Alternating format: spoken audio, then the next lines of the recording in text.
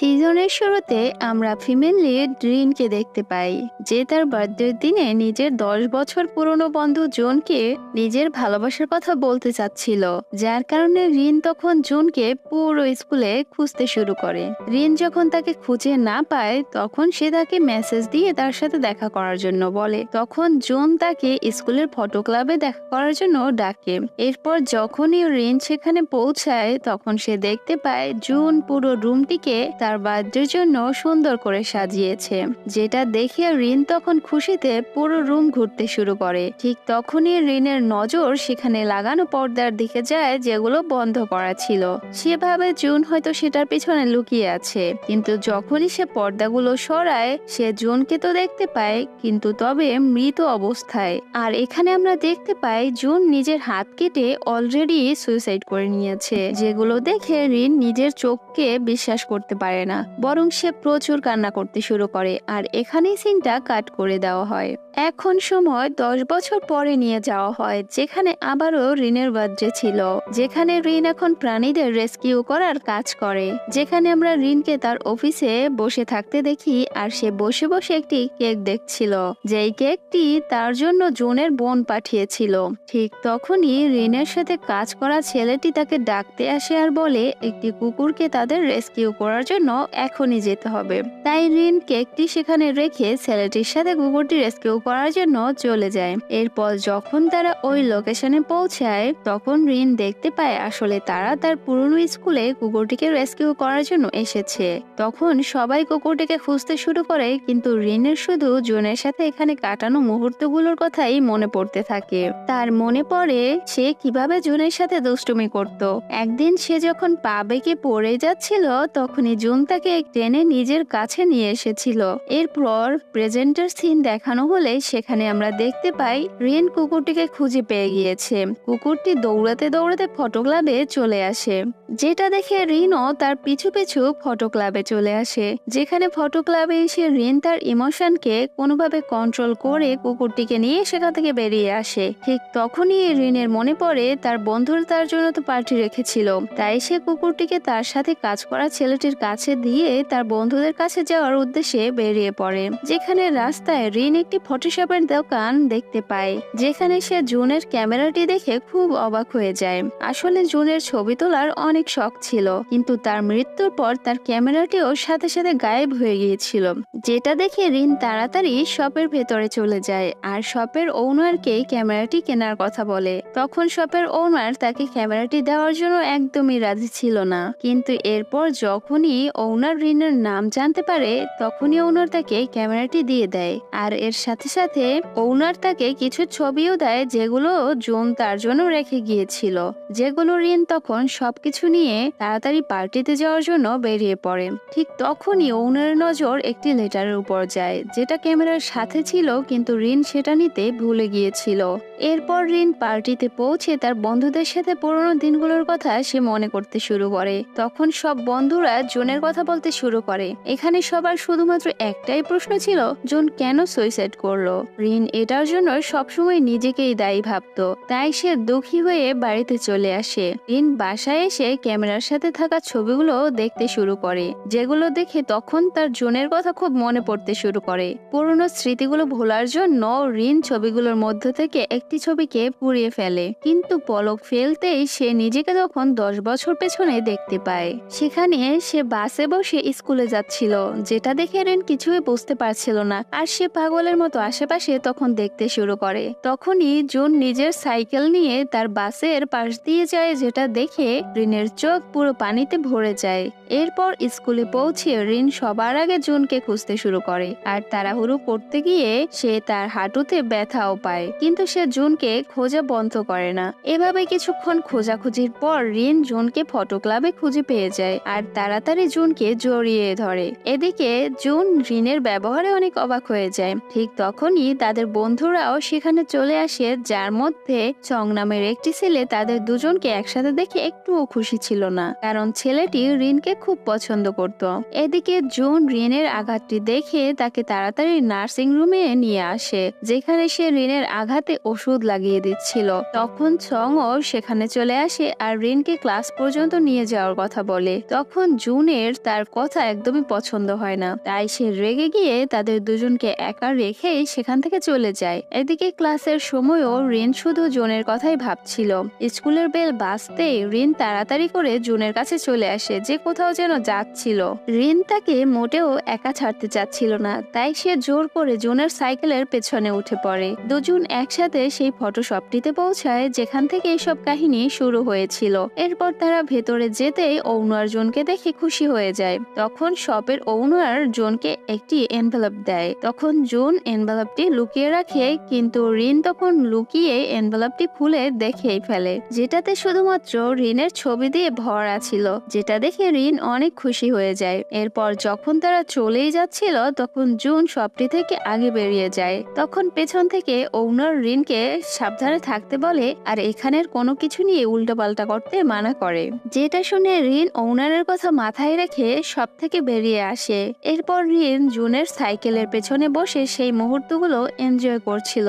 ঠিক তখনই সে আবারও বর্তমানে ফিরে আসে। তখন রিন মনে করে সে ড্রিঙ্কস করার কারণে এগুলো কল্পনা করেছে মাত্র, তাই সে এগুলো না ভেবে ঘুমোতে চলে যায়। পরের দিন সকালে রিন গোসল করার পর সে দেখতে পায় তার পায়ে সেই আঘাতটি, যেটা সে স্বপ্নে পেয়েছিল, যেটা দেখে সে কিছুই বুঝে উঠতে পারছিল না। তাই সে তার বন্ধু সং এর কাছে চলে আসে। তখন রিন সংকে তার আঘাতটির কথা জিজ্ঞাসা করে। তখন সং তাকে বলে সে কিভাবে 10 বছর আগে এই আঘাতটি পেয়েছিল। এখানে সং তাকে সে সব মুহূর্তের কথাই বলছিল যেগুলো সে স্বপ্নে দেখেছিল। সং এর কথা শুনে রিন দৌড়ে আবার বাসায় চলে আসে আর তার সন্দেহটাকে বিশ্বাসে রূপান্তর করার জন্য আরো একটি ছবি সে পুড়িয়ে ফেলে। ছবিটা পোড়ানোর সাথে সাথে সে আবারও 10 বছর পেছনে চলে যায়, যেখানে জুন তার ছবি তুলে দিচ্ছিল। এখন রিনের একটাই মিশন ছিল, সে যেভাবেই হোক জুনকে বাঁচিয়ে নিবে। যার কারণে রিন জুনের পিছু ছাড়ে না। আর কিছু খোঁজাখুঁজির পর রিন জুনের ইমেল ও পাসওয়ার্ড পেয়ে যায়। তখন রিন ভাবে এখানে সে গুরুত্বপূর্ণ কিছু পেতে পারে, তাই সে তাড়াতাড়ি এগুলোতে লগ ইন করে নেয়। এখানে ইমেলটিতে জুনের মনের কথা লেখা ছিল, যেখান থেকে রিন জানতে পারে জুন আসলে অ্যাডাপ্টেড ছিল। তখন একটা কার্ড সিনে আমরা দেখতে পাই জুনের অ্যাডাপ্টেড মা তাকে খুব জোরে একটা থাপ্পড় মারে। আর এই দৃশ্য এখানেই শেষ হয়ে যায় আর রিন আবার বর্তমানে ফিরে আসে। রিন এবার অনেক খোঁজাখুঁজি করে সেই চার্চের সন্ধান পেয়ে যায় যেখান থেকে জুনকে দত্তক নেওয়া হয়েছিল। তখন সেখানের নান রিনকে জানায় এক দম্পতি জুনকে দত্তক নিয়েছিল, কারণ তাদের হারিয়ে যাওয়া মেয়ের সাথে জুনের চেহারার অনেক মিল ছিল। কিন্তু পরে অবশ্য তারা তাদের মেয়েকে খুঁজে পেয়ে যায়। ঠিক এরপর যখন জুনের বোনের সাথে রিন দেখা করে তখন সে জানতে পারে মেয়েটিকে ফিরে পাবার পর থেকে জুন আর তার মায়ের মাঝে সম্পর্ক খারাপ হয়ে যায়। যেটা শুনে রিন শুধু এখন এটা ভেবেই কষ্ট পায় যে এত বছর বন্ধুত্বপূর্ণ সম্পর্কের পরেও জুনের মনের কষ্ট সে কখনো জানতেই পারেনি। যেগুলো শুনে এরপর রিন মন খারাপ করে বাসায় চলে আসে আর আরেকটা ছবি সে পুড়িয়ে ফেলে। এবার যখন সে অতীতে ফিরে যায় তখন তার বেস্ট ফ্রেন্ড সুজানের সাথে সে হাঁটছিল। তখন সুজান তাকে বলে তার করা উপকার সে কখনোই ভুলবে না। এদিকে সুজানকে কি কাজে হেল্প করতে হবে তার রিন তখন মনে করতে পারে না, তবুও সে অভিনয় করে যে সে সব বুঝতে পারছে। সুজানের থেকে বিদায় নিয়ে সে এরপর জুনকে খুঁজতে শুরু করে। এদিকে জুন তখন মাঠের পাশে একা মন খারাপ করে বসেছিল। তখন রিন গিয়ে দেখতে পায় সে তার মাকে মেসেজ করার জন্য ভাবছে, কিন্তু মেসেজ করতে পারছে না। যেটা দেখে রিন তখন তার পাশে এসে বসে আর তাকে বোঝায় যে কিভাবে সে তার মায়ের সাথে ঝামেলা মিটিয়ে নিতে পারবে। রিনের কথা শুনে জুন সেদিন রাতে মায়ের সাথে ডিনার করতে চলে যায়। আর এখানে আমরা জানতে পারি জুনকে ওই দিন তার মা থাপ্পড় দিয়েছিল, কারণ জুন নিজেকে তাদের সন্তান বলে অস্বীকার করেছিল।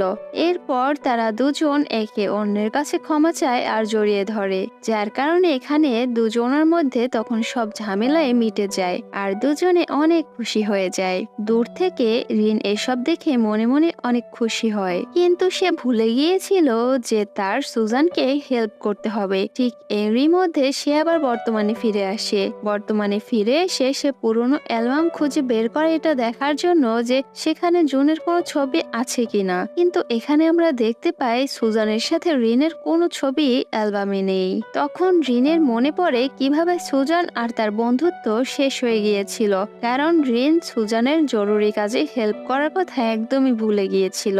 এইসব ভাবতে ভাবতে হঠাৎ জুন পিছন থেকে রিনকে ডাক ডাক দেয়। রিন তো অবাক হয়ে যায়, তখন জুনকে দেখে সে নিজের চোখকেই তখন বিশ্বাস করতে পারে না, বরং দ্রুত গিয়ে তাকে সে জড়িয়ে ধরে। এরপর আমরা তাদের একসাথে ডিনার করতে দেখতে পাই, আর ফ্ল্যাশব্যাক দেখানো হলে স্কুলে থাকতে একে অন্যকে ভালোবাসার কথা বলে দেয় তারা, আর তারা তখন থেকেই ডেটিং শুরু করছিল। জুনের ফিরে আসা রিনের জন্য আশ্চর্যজনক হলেও কষ্ট পায় সুজানের সাথে বন্ধুত্ব নষ্ট হবার জন্য।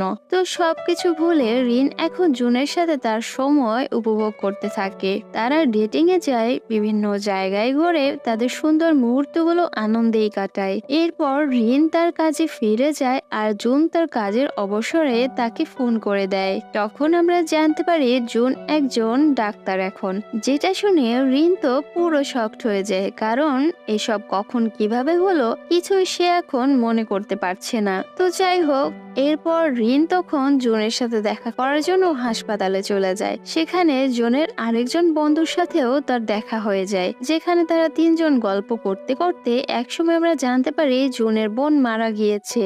জুন এই দোষ নিজের উপর নেয়, কারণ সে যদি 10 বছর আগে সেদিন তার মায়ের সাথে ডিনারে না যেত, তবে তার বোন আজ বেঁচে থাকতো। যেটা শুনে রিন তখন মনে মনে ভাবে এসব তাহলে তার জন্যই হয়েছে। তাই সে দ্রুত বাসায় গিয়ে আবার আরেকটা ছবি পুড়ে অতীতে ফিরে আসে জুনের বোনকে বাঁচানোর জন্য। আর এবার সে জুনকে তার মায়ের সাথে কথা বলতে বলে, আর নিজে যায় জুনের বোনকে বাঁচানোর জন্য, যেখানে সে জুনের বোনকে বাঁচাতে সক্ষম হয়। কিন্তু এরপর যখন সে বর্তমানে ফিরে আসে, তখন সে জানতে পারে জুন নিখোঁজ। এর মানে রিন কেবল একজনকে বাঁচাতে পারবে, যার কারণে রিন এরপর সিদ্ধান্ত নেয় যে সে জুনের মৃত্যুর রহস্য বের করার জন্য সবকিছু করবে। এরপর সে জাং এর সাথে দেখা করে, যে এখন একজন রিপোর্টার ছিল, যার কারণে রিন তার কাছ থেকে জুনের মৃত্যুর সময়ের সব রিপোর্ট বের করে ফেলে। আর রিপোর্ট দেখে সে কিছু জিনিস বুঝতে পারে না, যার জন্য সে জুনের মায়ের সাথে তখন দেখা করে। তখন জুনের মা রিনকে পুরনো কিছু জিনিস দেয়, যেটা জুন তাকে দেওয়ার জন্য রেখে গিয়েছিল। জুনের মায়ের সাথে জুনের সেদিন রাতে কথা হয়েছিল তার আর জুনের সম্পর্ক নিয়ে, কিন্তু রিনের এখানে অনেক কিছুই মনে পড়ে না। তাই সে আবারও আরেকটা ছবি পুড়িয়ে অতীতে ফিরে আসে।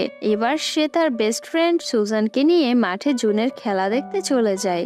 সেখানে খেলার মধ্যে একটা ছেলে জুনকে ধাক্কা দিয়ে ফেলে দেয়, যার কারণে জুন হাতে ব্যথা পায়, যেটা দেখে রিন তাকে জোর করে মেডিকেল সেন্টারে নিয়ে যায়। সেখানে ডাক্তার তার ব্যথা পাওয়া হাতে ব্যান্ডেজ করে দেয়। তখন রিন ভাবতে থাকে যদি জুনের এক হাতে ব্যথা থাকে, তাহলে সে সেই হাত দিয়ে অন্য হাতের শিরা কিভাবে কাটলো।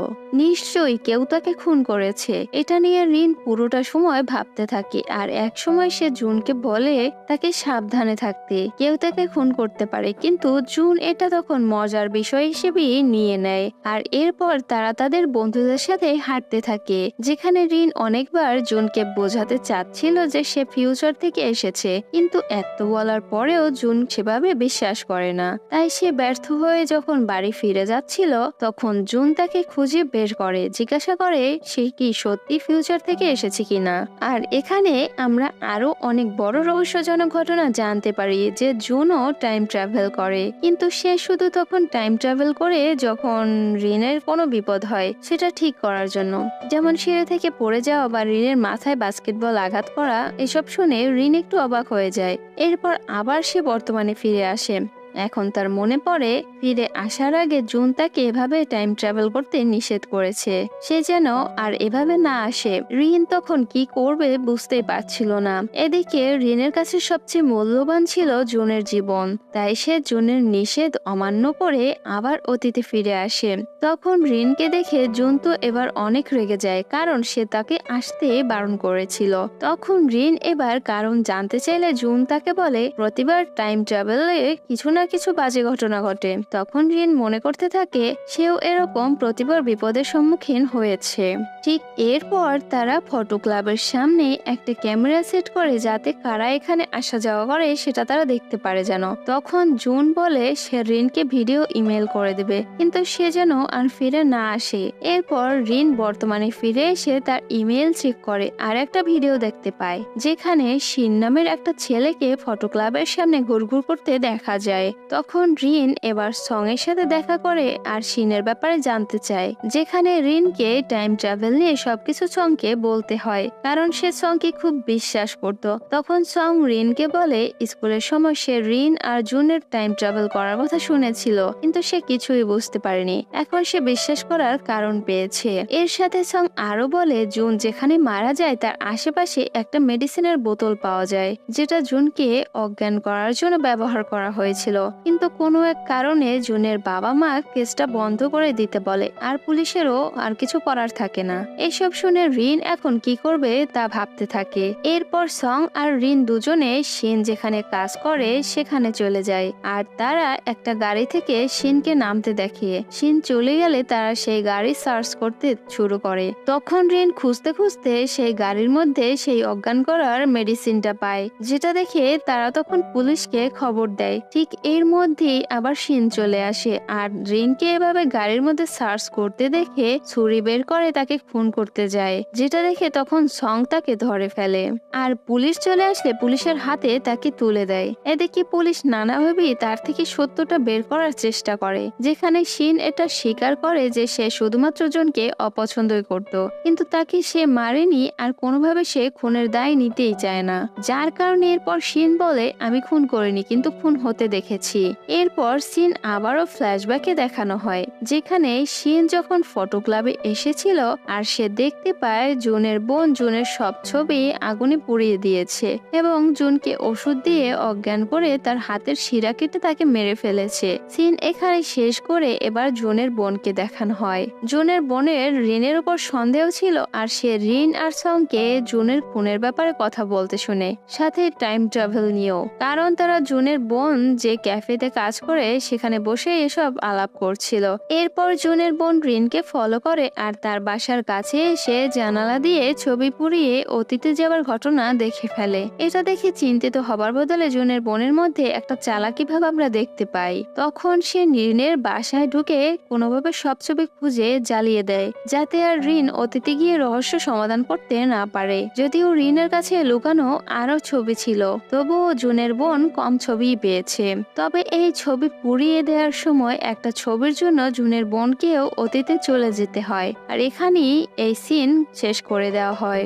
অন্যদিকে রিন শিনের ব্যাপারে জানার জন্য পরের দিন পুলিশ স্টেশন চলে যায়, কিন্তু সেখানে পুলিশরা তাকে জানায় তারা শিন নামে কাউকে চেনেই না, যেটা শুনে এরপর রিন সংকে ফোন দিয়ে জিজ্ঞাসা করে আসলে কি ব্যাপার। সং বলে শিন তো স্কুলের সময়ই মারা গিয়েছে। তখন রিন বুঝতে পারে আসলে আসল খুনি এখনো লুকিয়ে কাজ করে যাচ্ছে, যার কারণে রিন আসল ঘটনা জানার জন্য বাড়ি ফিরে আসে আর এসে দেখে তার অর্ধেক ছবি গায়েব হয়ে গিয়েছে, যেটা দেখে সে তখন লুকানো ছবি বের করে সেটা জ্বালিয়ে অতীতে চলে যায়। সেখানে গিয়ে সে জুনের সাথে প্রথমে দেখা করে আর বলে তাকে শিন মারেনি, কারণ শিন তো এখানেই মারা যাবে। এরপর তারা দুজন ফটো ক্লাবে ক্যামেরা খুঁজতে চলে যায়, যেটা তারা রেখে এসেছিল, কিন্তু এখানে এসে তারা কোনো ক্যামেরাই খুঁজে পায় না, কারণ হয়তোবা কেউ সেটা সরিয়ে ফেলেছে প্রমাণ লোপাটের জন্য। এরপর রিন আর জুন যখন রাস্তার পাশ দিয়ে হাঁটছিল আর কথা বলছিল, তখন হঠাৎ উপর থেকে একটা বিলবোর্ড পড়ে যায় আর সেখান থেকে রিনকে বাঁচাতে গিয়ে জুন অনেক আঘাত পায়, যেটা দেখে রিন জুনকে নিয়ে হসপিটালে চলে আসে আর সুজানকে কল করে ক্যামেরা খোঁজার জন্য হেল্প করতে বলে। আর এখানে আমরা জানতে পারি শিনকে কেউ খুন করে ফেলেছে, যেটা শুনে এরপর সব বন্ধুরা মিলে ক্যামেরা খুঁজতে শুরু করে আর অবশেষে তারা ক্যামেরাটি পেয়েও যায়, কিন্তু ভিডিও প্লে করতেই তারা দেখতে পায় শিন যেখানে খুন হয়েছে সেখানে আগেই সুজানকে দেখা গিয়েছে, যেটা দেখে সুজান তখন বলে আমি সেখানে যাইনি, কেউ আমার মতো কাপড় পরে সেখানে চলে গিয়েছে, কারণ আমরা তো শুধু মেয়েটার পেছন থেকে দেখছি। এরপর রাতে এটা নিয়ে যখন রিন আর জুন আলাপ করে যে হয়তো খুনি সব জানতে পেরে সেও টাইম ট্রাভেল করে সুজানকে ফাঁসিয়ে শিনকে মেরে চলে গিয়েছে, যাতে শিনকেও সে খুন করতে পারবে আবার নিজেও বেঁচে যাবে। তখন তারা আবার ভিডিওটি ভালো করে জুম করে দেখতে শুরু করে। তখন জানালার কাছে খুনির চেহারা দেখা যায়, যেটা আর কেউই নয় বরং জুনের বোন ছিল। এরপর জুনের বোনকে পুলিশ খুনের দায়ে ধরে নিয়ে যায়। তখন জুন রিনকে জড়িয়ে ধরে অনেক কান্না করে এসব কিছু জানার পর। এরপর ঘটনা পাস্টে দেখানো হয়, যখন জুনের বোন হারিয়ে গিয়েছিল, তখন সে অনেক অত্যাচার আর মেন্টাল টর্চার ইত্যাদির শিকার হতো আর এভাবেই সে বড় হয়। তার বয়স যখন 10-12 বছর তখন সে একটা দোকানের বাইরে একটা পোস্টার দেখে, যেটা তার বাবা মা তার ছোটবেলার ছবি দিয়ে নিখোঁজ সংবাদ দিয়ে রেখেছিল অনেক আগে থেকেই।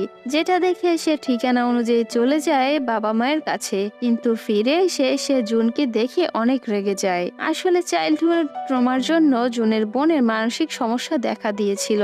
সে মনে করত তার থেকে সবাই জুনকে বেশি ভালোবাসে, তাই সে জুনকে মেরে ফেলতে চাইতো। আর সে এত কষ্ট করে জুনকে মেরেও ফেলেছে, কিন্তু আবার অতীত উল্টে পাল্টে সে জেলে চলে গিয়েছে, যেটা সে মেনে নিতে পারে না কিছুতেই। এরপর দৃশ্য বর্তমানে চলে আসে আর আমরা দেখি রিনকে তার বন্ধুরা পার্টিতে ডেকেছে আর এখানে জুনও ছিল।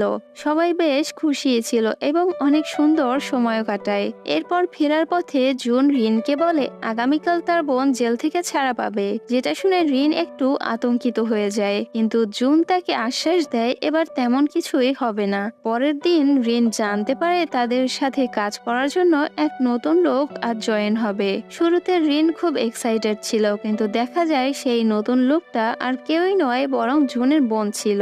সারাদিন কোনোভাবে তাকে সহ্য করে যখন সে বাসায় চলে আসে তখন কেউ রিনকে কল দিয়ে বলে যে জুন অ্যাক্সিডেন্ট করে হসপিটালে ভর্তি, যেটা শুনে রিন দ্রুত ছুটে সেখানে যেতে থাকে আর এর মধ্যে জুনকেও কল করতে থাকে।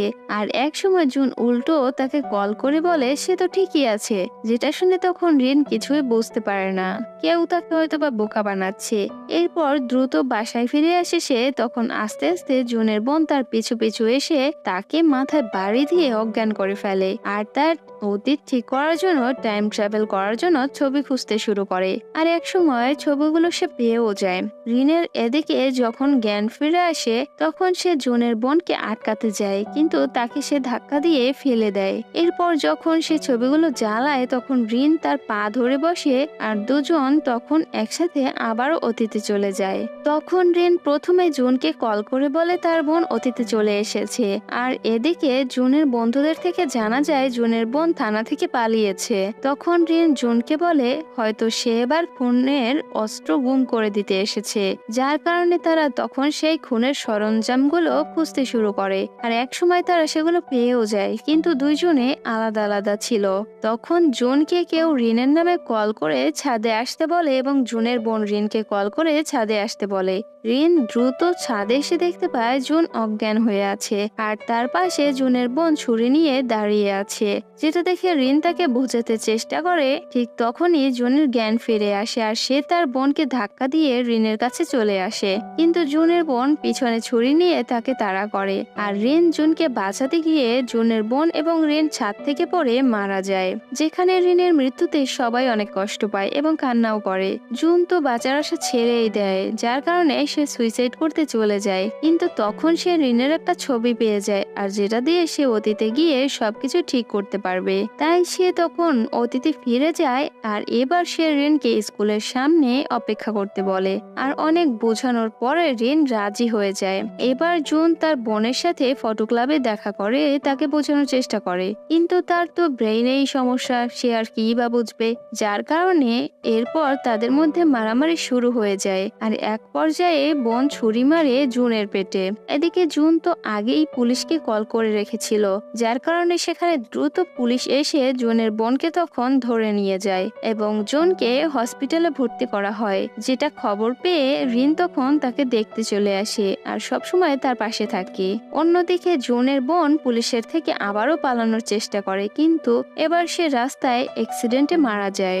এর কিছুদিন পর জুন সুস্থ হয় আর এখান থেকে কাহিনী স্বাভাবিকভাবে এগোতে থাকে এবং তারা গ্রাজুয়েটেড হয় এবং যে যার মতো নিজেদের স্বপ্ন পূরণ করতে থাকে। আর এখানে কাহিনীটি শেষ হয়ে যায়। যাই হোক, কেমন লেগেছে ভিডিওটি কমেন্ট অবশ্যই জানাবেন আর ভালো থাকবেন, সুস্থ থাকবেন, টেক কেয়ার, বাই বাই।